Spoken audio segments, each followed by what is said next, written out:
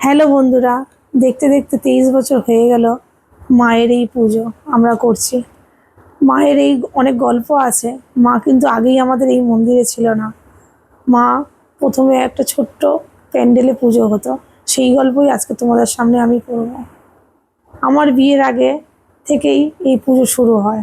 আমার স্বামী বলে যে বছর প্রথম পুজো হয় সেটা নাকি ভূত চতুর্দশীর দিন সন্ধ্যেবেলা হঠাৎ ওদের মনে ইচ্ছা হয় যে আমরা কালী পুজো করব।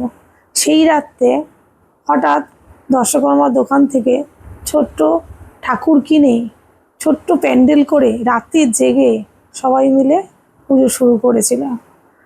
নিজের বাড়ি ঘর ছিল না, মামার বাড়িতে থাকতাম, কিন্তু মনের একটা ভালোবাসা আর মায়ের জন্য অনেক আবেগ ছিল। ঘরের সামনে রাস্তার উপর মায়ের এই পুজো শুরু হয়, পরের দিন বিসর্জনও হয়ে যেত। আস্তে আস্তে এই মায়ের আশীর্বাদেই নিজস্ব জমি বাড়ি সব হলো। যার আশীর্বাদে আজকের এই বাড়ি ঘর হয়েছে, তার নামেই আজকের আমাদের এই বাড়ি, এই মন্দির। আজ আর মা আমাদের বিসর্জন হয় না। মা পার্মানেন্টলি আমাদের এই বাড়িতেই থাকে। সে আমাদের মাথার ওপর ছাদেই থাকে ও তার নিত্য পুজো হয়। হঠাৎ করে মনে ইচ্ছা জাগা আর এই মায়ের বর্তমান অবস্থান সবই মায়ের ইচ্ছা, মায়ের আশীর্বাদ। মা আমাদের কাছে অনেক আবেগ, অনেক ভালোবাসা। ছোট থেকেই মা ঠাকুমার কাছে অনেক গল্প শুনেছে, জানো তো। কালী পুজোর রাত অনেক ভয়ঙ্কর রাত।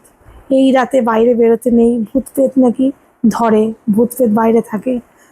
কিন্তু এখন আমরা ভাবি, শুনে খুব ভয়ও পেতাম সেই সময়। কিন্তু আজ বড় হয়ে বুঝতে পেরেছি ভূত প্রেত নয়, ভয় তো মানুষকে নিয়ে। প্রতিটা রাতই ভয়ঙ্কর প্রতিটা মেয়ের কাছে। যাই হোক, বিশ্বাস করো, মাকে নিয়ে কোনো ভয় নেই। মা আমাদের ছোট্ট মেয়ের মতো সবসময় আমাদের পাশে থাকে, আমাদেরকে আগলে রাখে। আজ এই পর্যন্ত, গল্প আরও পরে অনেক হবে। সবাই তোমরা ভালো থেকো।